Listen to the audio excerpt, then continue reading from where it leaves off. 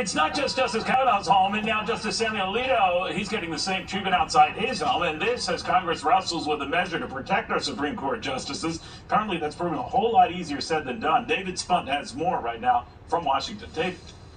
Neil, intense emotions on the House floor at the Capitol this afternoon over protecting Supreme Court justices, also members of their staff and those justices' immediate family members. The House voted 396 to 27 to go ahead and pass the Senate bill, get it on over to the White House and the president's desk, which we are told he will sign as soon as possible. Now, to be clear to our viewers, U.S. Supreme Court justices currently have protection by the U.S. Marshal Service and by the U.S. Supreme Court Police.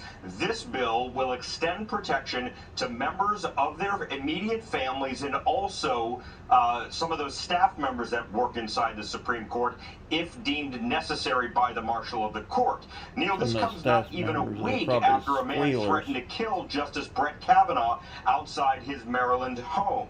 Members of Congress in both parties were clearly frustrated this bill took so long to come to the House floor today.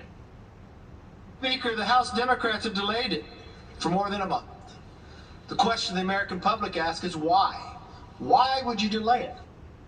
House Majority Leader Steny Hoyer told reporters the reason for the delay, Democrats wanted to offer protection to family members of court employees if deemed necessary by Supreme Court officials. So, for example, not only family members of Justice Kavanaugh, but family members of Justice Kavanaugh's clerks and other staff members. Ultimately, that did not make it into the final bill, but some Democrats wanted in there.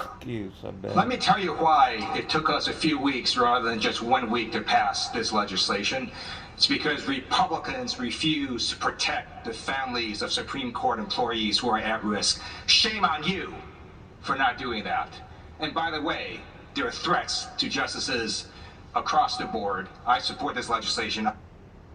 The protests outside Justice Alito's Virginia home last night follow days of protests at Justice Amy Coney Barrett's home, Justice Clarence Thomas, also, of course, Justice Brett Kavanaugh. And late this afternoon, Neil, we're finding out that Senators Bill Hagerty from Tennessee, a Republican, and Mark Warner, a Democrat from Virginia, have come together in a bipartisan way to allocate $10.3 million to the U.S. Marshal Service for security needs for the U.S. Supreme Court justices, also $9 million to the Supreme Court as a whole to help them keep up the pace with these security needs. Neil?